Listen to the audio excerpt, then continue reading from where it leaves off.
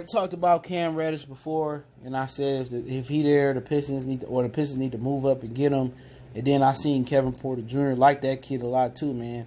If he fall to 15, that's a no-brainer before I trade up for Cam Reddish. But hey, Cam Reddish fall to the Pistons, which that might be a possibility.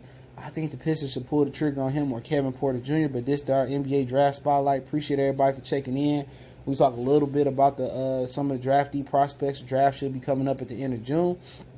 Appreciate the love and support out there. Keep sharing the videos. But I love Cam Reddish as a prospect, and I feel that he's from Philly.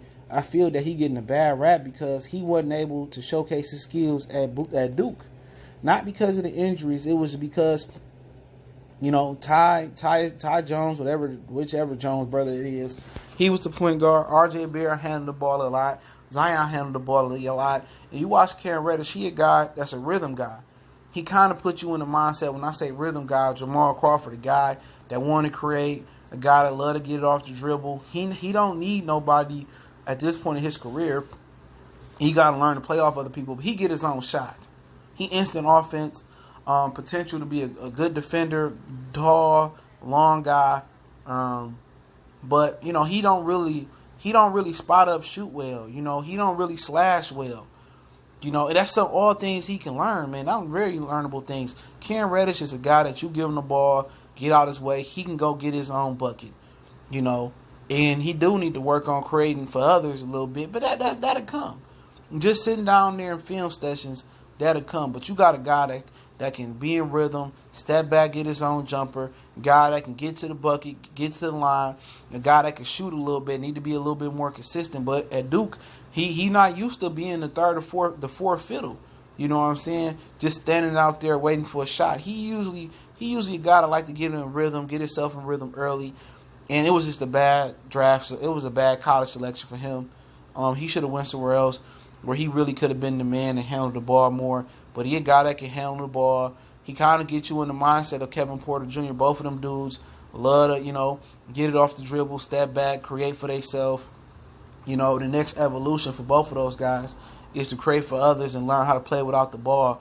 But the NBA is just so versed for guys to go 1-on-5, isolation, get their own bucket, that Cam Reddish, I think, could be an all-star in this league, if not a superstar, if he could put it all together. Now, it is some mental questions where his mental is. Do he love basketball? I've been reading, but, that might why he slide. But the dude can be a killer if you let him, create his own shot, let him get it off the muscle. And he got ability to be an elite defender. I think that the spot-up shooting will improve as he gets to the league. I think when he going to the rim and he drawing the defense collapsing on, he drawing double teams, look to make the right pass, make the right play. I think that's gonna happen for him, man. That's all film study, them all learnable things he need to do. But the ability, what can't be learned is his size, his ability to fill it up and score real quick, and his ability to be and a potential to be an elite defender.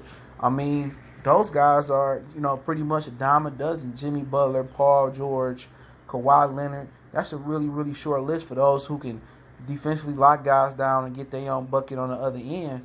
That's a short list. And you get guys like that can do it. Calvin Johnson, who need to be a better shooter.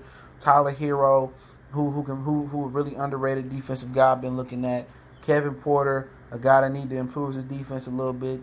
But if you get guys that can lock down on D and get their own bucket, I mean, right there, that improves your team right there. And I like Cam Reddish a lot, man. I know a lot of people down on him because his year at Duke. But you got to look at the situation at Duke, man. The situation is that he was a star in high school, man. They said he was one of the hardest dudes to guard on the AAU circuit. They said he was a star. You go from being a star to, being one of the dudes in the band. That's a tough transition. And he used to having the ball in his hands. He ain't used to spotting up. But, hey, we'll see, man. I like Cam Reddish a lot. I think he going to be good if he go in the right position. But remember, a lot of people, a lot of teams, if you don't go to the right system for a lot of teams, you'll get marginalized, man. In the NBA, NFL, NHL, MLB, if you're not in the right position where people going to put you in a position to win or in a position to succeed, you going to get marginalized in this league, man. But, hey, Motor City Sports Talk, appreciate everybody checking in. Keep sharing the videos. Don't forget, we on Facebook, Instagram, Twitter. Reach out to the email if you have business question, inquiry, sponsorship, or video request. One time for the one time. We gone.